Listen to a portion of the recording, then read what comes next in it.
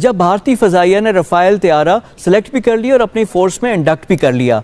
इस मूव का पाकिस्तान एयरफोर्स पे क्या असर? नमस्कार दोस्तों, चैनल पे स्वागत। आपका बैकग्राउंड भी हमें पता है, F-16 लाने वाले आप थे, उसके बाद जो JF-17 है एज चीफ प्रोजेक्ट डायरेक्टर भी आप उसको सर्व किया। तो रफ़ाइल के आने से पाकिस्तान एयरफोर्स पे क्या इसका इम्पैक्ट आएगा? बात यह है कि JF-17 की जो बैकग्राउंड है, जब हमने JF-17 शुरू किया था 90 की दहाई में, उसके दरमियान में, तो उससे कम से कम 10 साल पहले भारत ने भी एक तैयारा बनाने का काम शुरू किया था जिसका नाम इन्होंने LCA रखा था, लाइट कॉम्बैट एयरक्राफ्ट, और बाद में अपनी ज़ुबान में उसको तेजा का नाम दिया गया। जब वो तैयारा हमसे इतना आगे चल रहा था तो मैंने जब इस प्रोजेक्ट को शुरू किया, उस तैयारे की जो प्रोग्रेस है मैं उसको देखता रहा, मॉनिटर करता रहा, और हमारे साथ जो चीनी हमारे दोस्त शामिल थे उनको मैं बताता रहा कि हमें कोशिश ये करनी है कि हम मार्केट में उस तैयारे से पहले आएँ ताकि हमारे तैयारे को मकबूलियत हासिल हो और भारत जो तैयारा इतने अरसे से बना रहा है वो हमसे आगे ना चला जाए। और हमने माशाल्लाह वो तैयारा बड़ी तेज़ी के साथ उसको आगे बढ़ाया और भारत उसमें नाकाम हो गया। आगे तो क्या जाना था, वो बिल्कुल नाकाम हो गया। और हद ये हो गई कि उसकी अपनी एयरफोर्स ने वो तैयारा ख़रीदने से इनकार कर दिया, लिहाजा वो भारत की जो इंडियन एयरफोर्स है उसको वो तैयारा कभी भी ज्वाइन ना कर सका।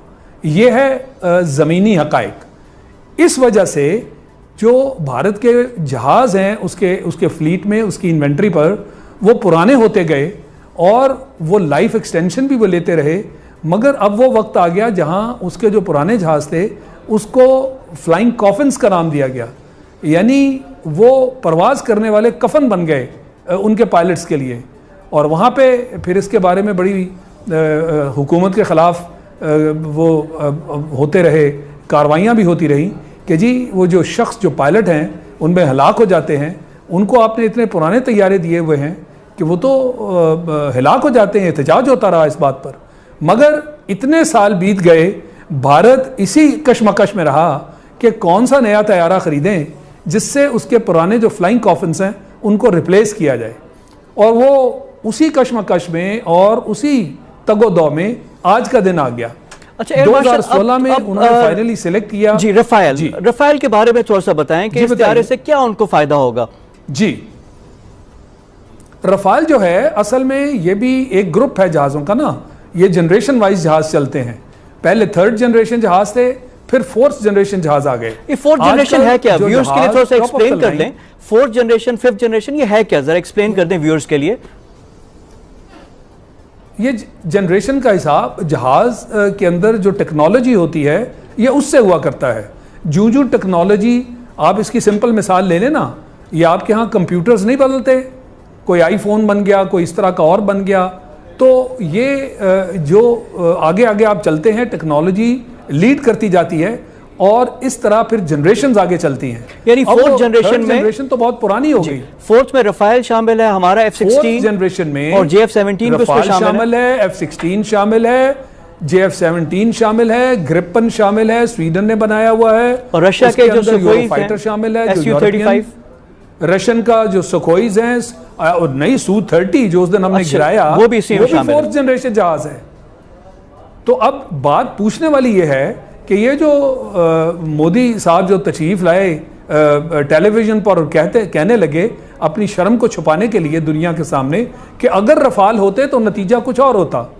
अरे भाई, नतीजा कुछ और ना होता। हमने आपका 4th जनरेशन जहाज जो टॉप ऑफ द लाइन आपकी इन्वेंट्री पे है उसे गिराया, अल्हम्दुलिल्लाह। तो नतीजा सिर्फ जहाज़ों से नहीं आया करता, नतीजे के पीछे जो चीज़ें होती हैं वो इससे बढ़कर हैं।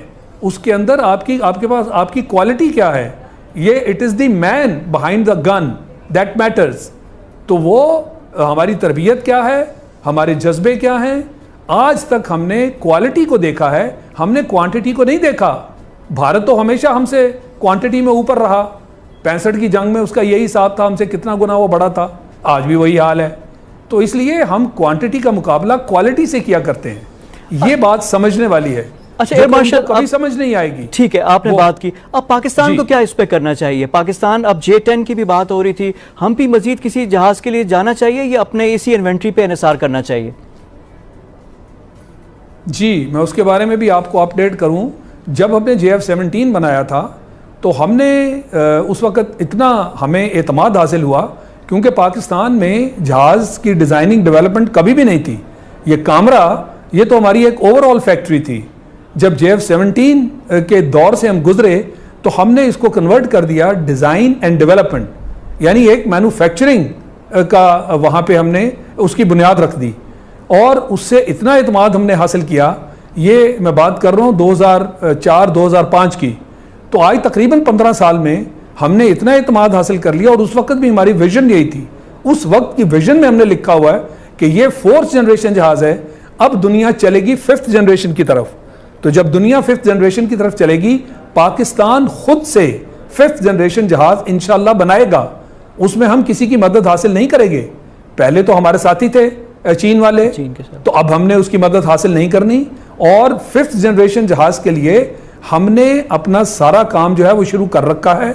और इंशाअल्लाह आप सुनेंगे कि 5th जनरेशन जो इस वक्त 3 मुल्कों ने बनाया है, और उनमें से सिर्फ एक मुल्क है जहां वो जहाज ऑपरेशनल हुआ है, और वो है अमेरिका, JSF-35 के नाम से। और रूस ने जो बनाया है, इसी तरह चीन ने जहाज जो बनाया है, वो अभी तक ऑपरेशनल नहीं हुए।